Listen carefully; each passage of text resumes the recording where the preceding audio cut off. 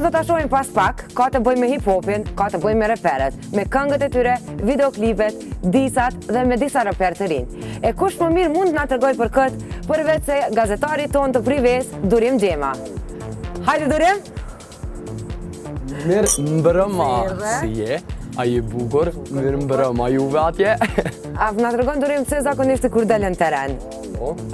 Kur ki ndonjë temë që ka të bëjë me hip-hop dhe me repera, del me shumë entuziazëm. Kjo është për arsye se unë e kam jetën që më rrethon, e kam me repera edhe me njerëz që mirën me muzikën hip-hop.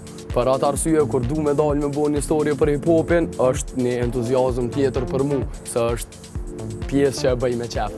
Shumë mirë. Për sonte çka ka me pas rast shikusme, po me siguri se ki për me ledh me një historie gjatë vitit për krejt reperat, hip-hopin, krejt këto çka ke bo gjatë vitit e? Është shumë më vërtet, një historie që keni me pa tash në vazhdim, është një historie që ka të bëj me hip-hop, edhe unë e kom përmbledh krejt komplet hip-hopin që ka në gjanë vitin 2012, do me thonë, prej fillimit vitit, çka ka pas koncerte, bashkëpunime, kush ka jini hip-hop, kush ka dalë prej hip-hopit, cilët janë artistat e ri, cilët janë artistat më të vjetër, çka kanë bo ata artista, e gjitha këto në një përmbledhje shumë të mirë, që besoj edhe shpresoj që kom ju pëlqy edhe juve. Garant. Atëherë shohim materialin përgatitur nga Durim Xhema.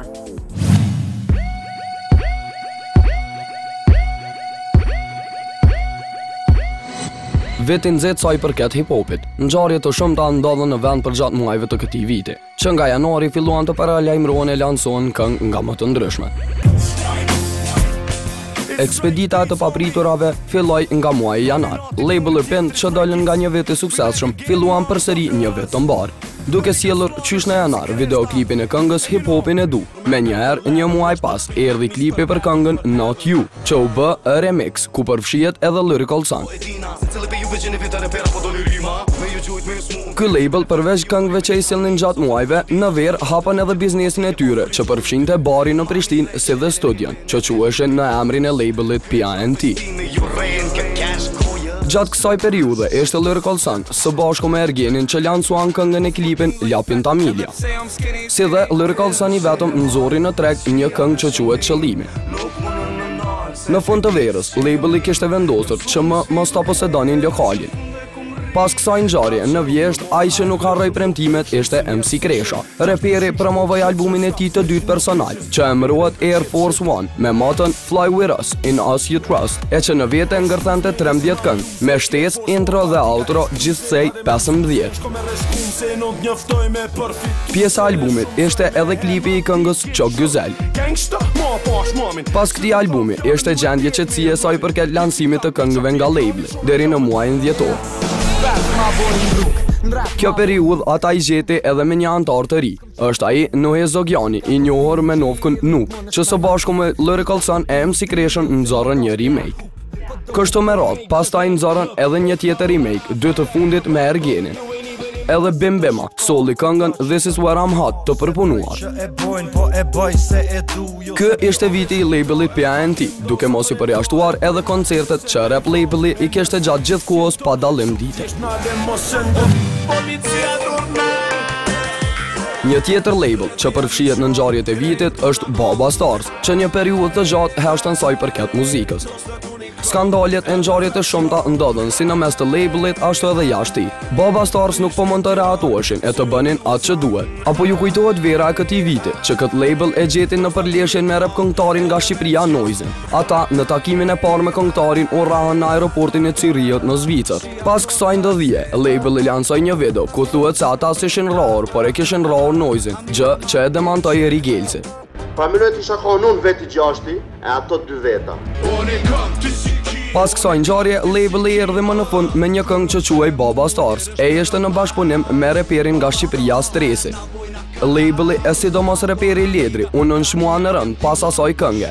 Atë e shohu me emër dhe me të dashën e tij aso kohë Dafinën Noizi, që nuk la pa e shar edhe Getin me emër. Unë bëj operacione nuk së do të Nuk se tane të këtë strada.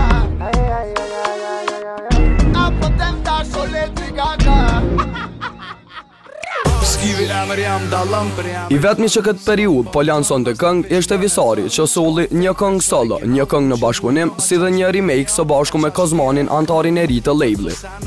Kur askush nuk po e priste, Liedri u rah në praninë e getoarit në Prishtinë. Më pas, ai u largua nga labeli. Në një shkrim që shoku i tij e pjesëtari i grupit Skills Visari postoi në Facebook, thuaj, Liedri po largohet edhe nga muzika për një kohë të gjatë. Me njëherë pas këtij largimi, Baba Star saqen nga detyra edhe menaxherin Drin Zatriqi. E inkuadruan dy menaxherët e rinj, Petrit Klokoqin e Dekorim Saitin, që në start premtuan konferenca me media çdo 2 javë, gjë që nuk janë duke e realizuar. Në menaxhimin e tyre, labeli arriti që të lancojë një këngë me klip, që titullohej We Ballin, e protagonistë të saj janë Visari, Agoni dhe antari i ri i labelit Kozman. Pasaj erdhi edhe një single nga Geti që titullohet Në Prishtinë. Muajt e fund vitit, labelin e gjetën me inkuadrimin e rap grupit TDS, që ende nuk kanë treguar diçka konkrete me këtë label. Mirë po, Dr. Mike, antari i TDS, ishte mjaft aktiv, duke lansuar gjatë këtij viti disa këngë, siç janë Me Syza Dili, Me Rem dhe disa remake-a, Lejlet Foljen, Në fund vet Metha, Bohet Mirë. E për fund, pasi që u antarsua në labelin Baba Stars, lansoi këngën Pussy Boy. Shpresojmë që viti 2013 ta gjej labelin Baba Stars me më shumë frym pune.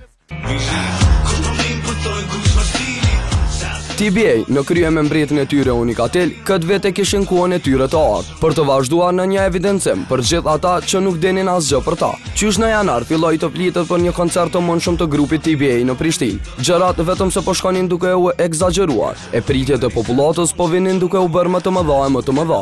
Në muajin maj, kompania Powwow konfirmoi se ata do e sillnin reperin unik Viktor Paloka që të performante së bashku me grupin e tij në stadiumin e kryeqytetit në muajin korrekt. Vendi po thente me komente të ndryshme, e konspiracionet për ardhjen e tij s'kishin të ndalur, deri në kohën kur vet Unikatili e konfirmoi ardhjen në emisionin privé.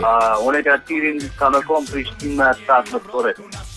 Dashni për fansat, që në fansat më të eger, edhe kishen ka përbohet më shumë ti për hatën të re. Më pas ai vendosi që ta zbuloj veten me pamje fizike pas një periudhe shumë të gjatë.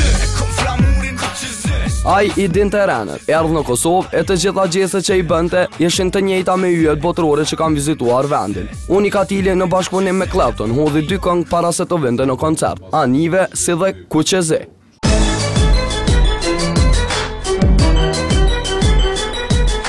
Ky koncert ishte koncerti më i madh i organizuar nga një label shqiptar, edhe pse niveli i tij nuk kishte kualitet edhe aq të mirë.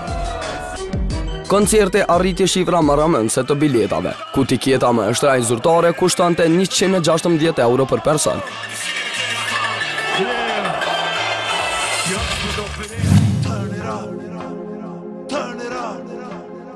DJ Blond e Real 1, duo perfekte në kohën perfekte, të njohur si Zhita e Blondi, DJ e reperi vitin 2012 e shfrytzuan deri në maksimum.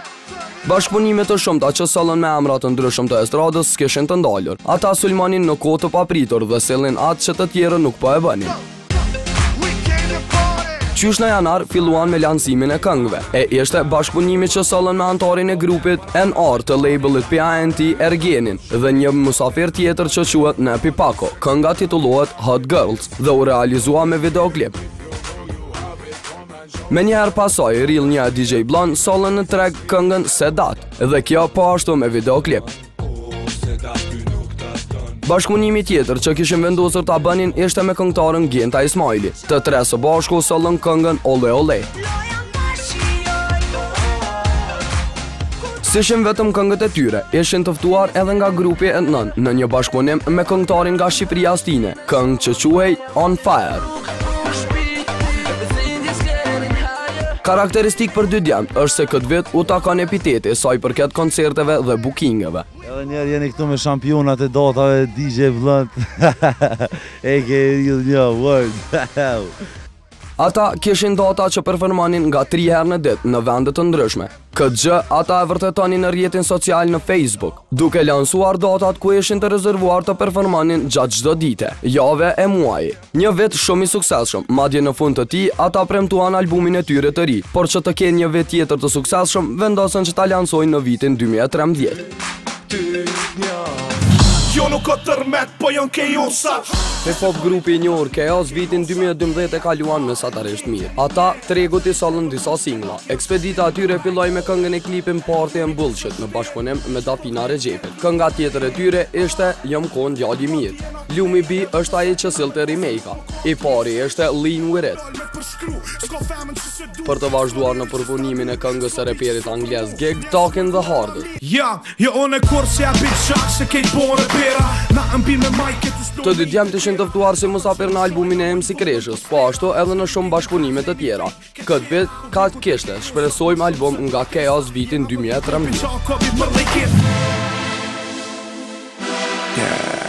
Në vazhdën e kësaj ekspedite, vjen edhe reperi Capital T, që në periudha të ndryshme lanson të këngë, duke paralajmëruar kështu që diçka e re po vente. Reperi në privé tregoi se në mes të verës do vije me album. Ashtu u bë. Capital T i solli tregut albumin Capo që përmbante 15 këngë, ndërto kishte edhe bashkëpunime të ndryshme, duke filluar nga 2x2, MC Kresha and Lyrical Sun, Dr. Mike, Flori Mumajezi e tjerë. Nga 15 këngët e albumit arriti të realizoj 6 klipe, e ato janë Ditë e re, Loqke e madhe, Asnjoni, Fit Dr. Mike, Zero, Karma, klip kë i realizuar në Amerikë, si dhe vetën në bashkëpunim me 2x2, as Gucci, as Louis. Një vet që tregoi pjekuri më të madhe tek Capital T. It's kinda funny though.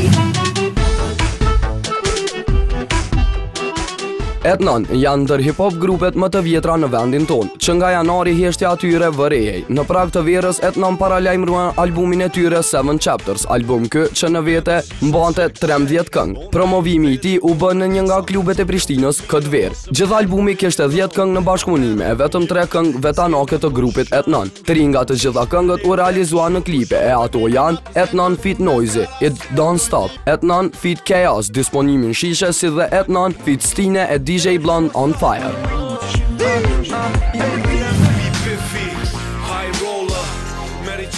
Singular Kodoshi, reperi Pejan, këtë vit nxori në pa punën që ishte duke e bërë që një kohë. Ai lansoi mixtape-in në bashkëpunim me labelin që krijuan, The Infamous Ham Squad, emri i të cilit ishte hip-hop me ngjyra gjalla.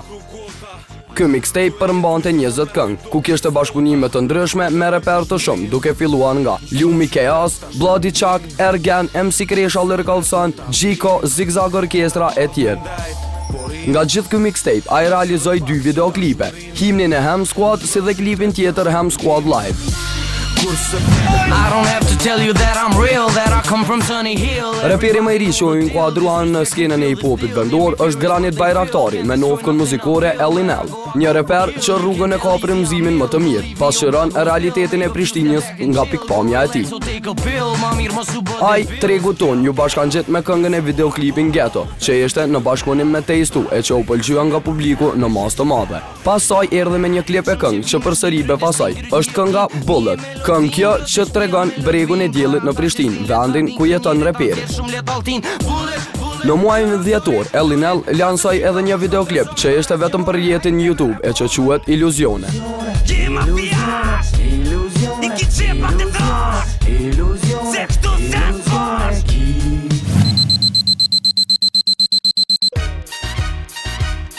Këtë vit Prishtinën e vizitoi edhe reperja Iv, që në kryeqytet ishte për herë të parë. Për ardhjen e saj në Kosovë u kujdes kompania Powwow Entertainment, ndërsa Iv u prononcua dhe për kamerën e prives. I'm excited to be here. I didn't know so many people would come in, but hi y'all.